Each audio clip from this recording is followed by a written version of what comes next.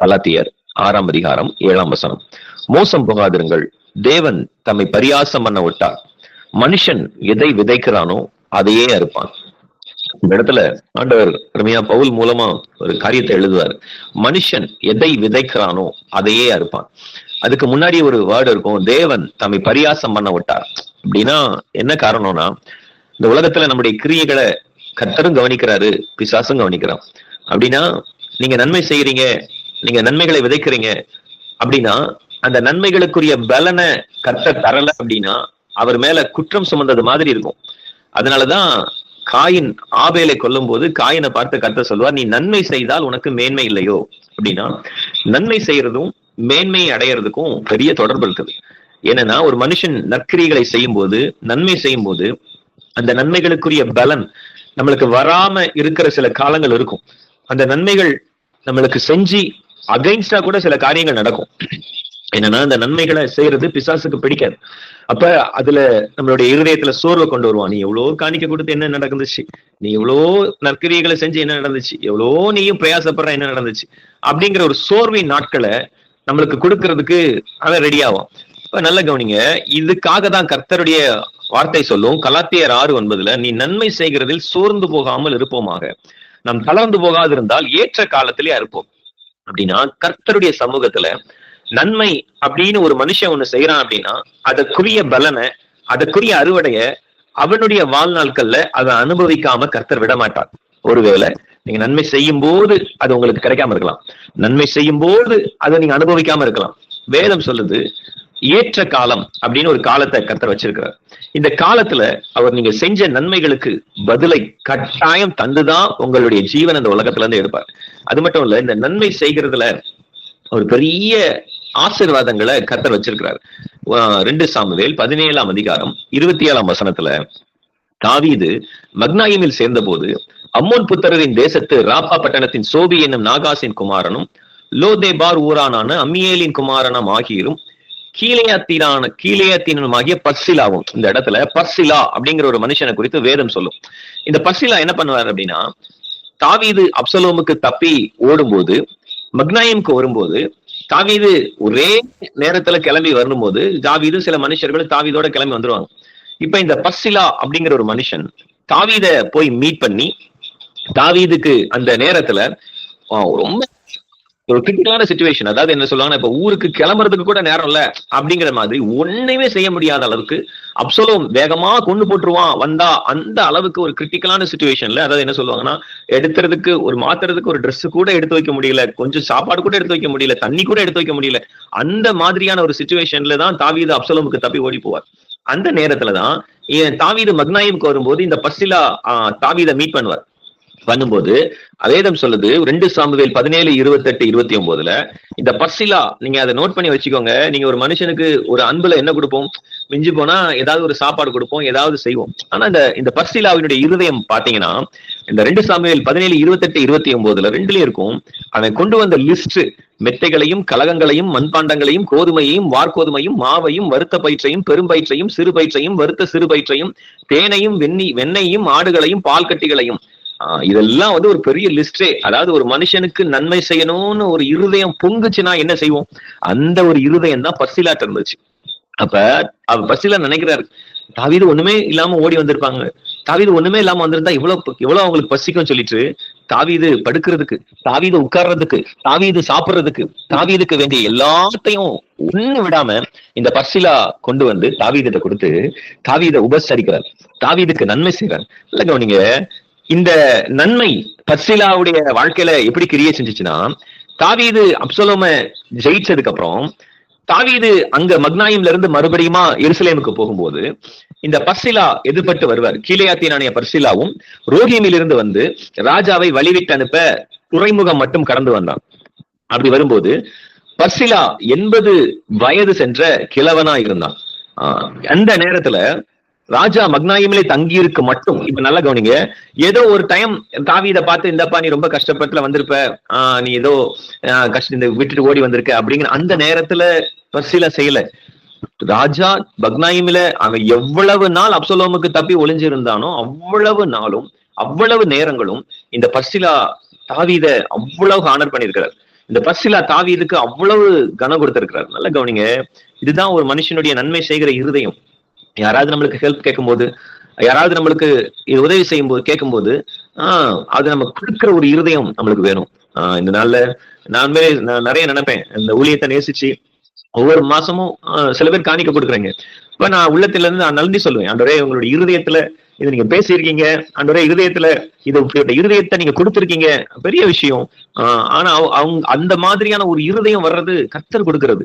இப்ப நான் அவங்களுக்கு எல்லாம் நல்ல ஸ்தோத்திரம் பண்ணுவேன், நல்லா அவங்களை துதிச்சு அவங்களுக்காக ஆண்டவரை ஸ்தோத்திரம் பண்ணுவேன். ஆண்டவருக்கு நான் சொல்லுவேன் ஒன்னே ஒண்ணுதான், நன்மை செய்கிறது மேன்மை, அவங்களுக்கு மேன்மை. இப்ப இந்த பர்சிலாவுடைய இருதயம், அவன் அவ்வளோ நாட்களும், எவ்வளவு நாள் தாவி, இப்பெல்லாம் நம்ம சொந்தக்காரங்க 2 நாள் இருந்தா நம்மளாக்கு சமையல் பண்ண முடியாது, உபசரிக்க முடியாது.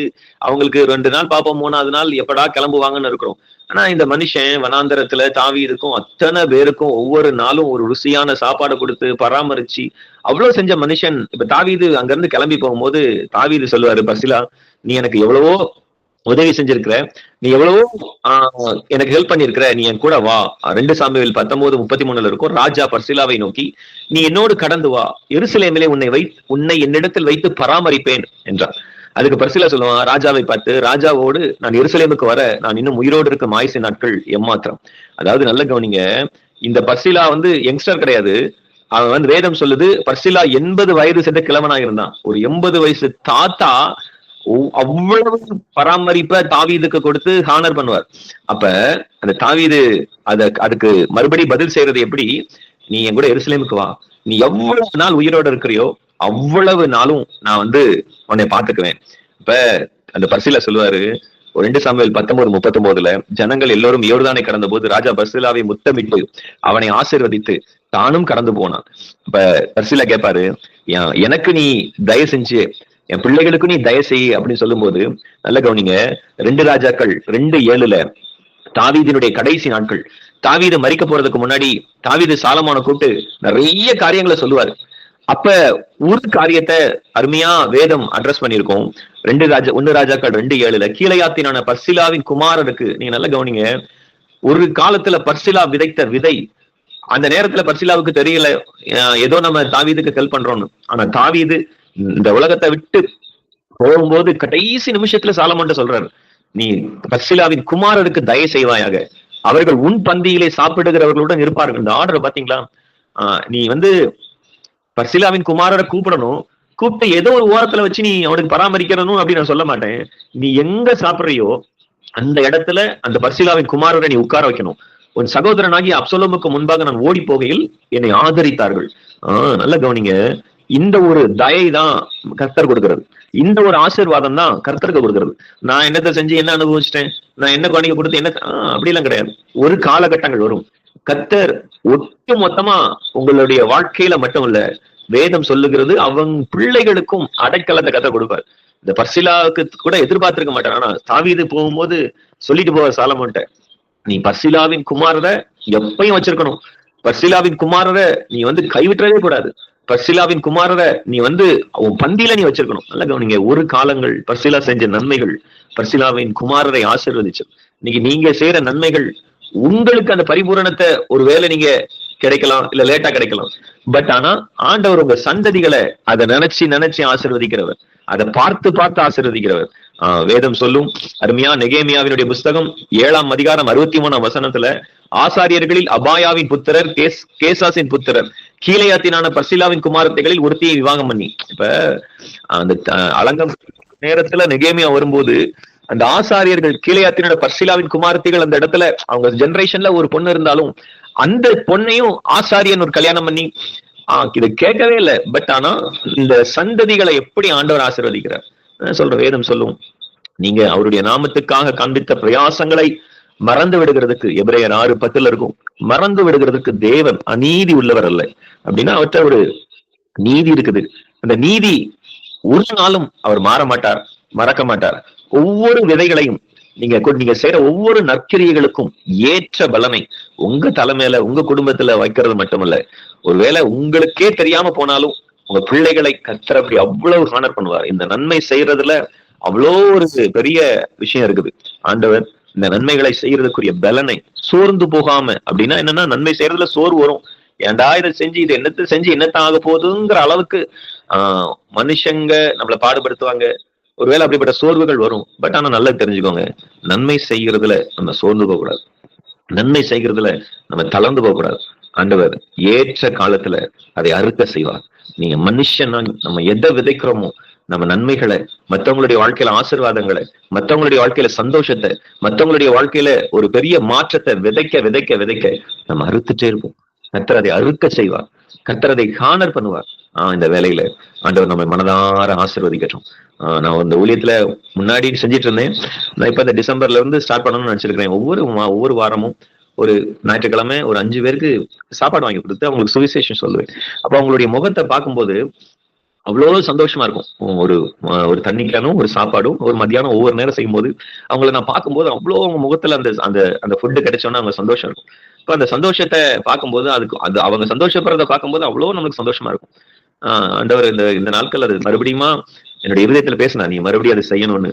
இந்த ஒவ்வொரு ஞாயிற்றுக்கிழமையும் ஒரு 5 பேருக்கோ 10 பேருக்கோ சாப்பாடு வாங்கி கொடுத்து அது மாதிரி ஒரு விதைகளை நம்ம விதைக்க விதைக்க விதைக்க கர்த்தர் நம்மை மனதார ஆசீர்வதிப்பார். நல்ல கண்களை மூடி உள்ளத்தின் ஆழத்திலிருந்து ஆண்டவருக்கு நன்றி சொல்லுவோம். தகப்பனே, இந்த அருமையான வேலையிலும் கூட சுவாமி, நீங்க நன்மைகளுக்கு ஆசீர்வாதங்களை கொடுக்கிறவங்க. நீங்க சொல்லியிருக்கீங்க, நீ நன்மை செய்தால் உனக்கு மேன்மை இல்லையோ, நீ நன்மை செய் உனக்கு மேன்மை தன்னால வரும்.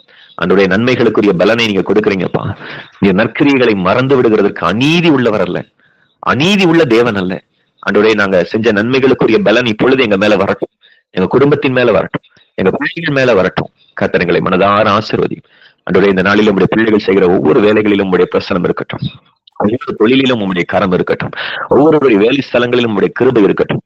அன்றைய நீர் கிருபை பொருந்தியனவரா எங்கள் மேல் இருப்பீராக. விசேஷமா அன்றைய நீர் எங்களோடு இருந்து இந்த நாளிலும் எங்களுடைய பிரயாசங்கள் அத்தனையிலும் உங்களுடைய கரம் இருக்கட்டும். எங்களுடைய போக்கிலும் எங்களுடைய வரத்திலும் உங்களுடைய கரம் இருக்கட்டும். தேவரே, நீர் அப்படி செய்கிறதற்காக உமக்கு நன்றி செலுத்துகிறோம். கர்த்தர் எங்களை ஆசீர்வதிப்பீராக. தேவ கரம் எங்களோடு இருப்பதாக. கர்த்தர் எங்களை ஆசீர்வதித்து எங்களை காத்துக் கொள்வீராக. கர்த்தாவே, உம்முடைய முகத்தின் ஒளி எங்கள் மேல் பிரகாசிக்க பண்ணி எங்கள் மேல் கிருபையா இருப்பீராக. கர்த்தர் தம்முடைய முகத்தை எங்கள் மேல் பிரசனமாகி எங்களுக்கு சமாதானம் கட்டளையிடுவீராக. பிதாவாகிய தேவனாலும் கர்த்தராகிய இயேசு கிறிஸ்துவினாலும் கிருபையும் சமாதானமும் உண்டாவதாக. கர்த்தராகிய இயேசு கிறிஸ்துவினுடைய கிருபை இந்த காலை வேளையில் இந்த கூடைகள் இணைந்திருக்கிற ஒவ்வொரு தேவ பிள்ளைகளோடும் குடும்பத்தோடும் ஆசீர்வதி. இயேசுவின் நாமத்தில் ஜெபிக்கிறோம் பிதாவே, ஆமென்.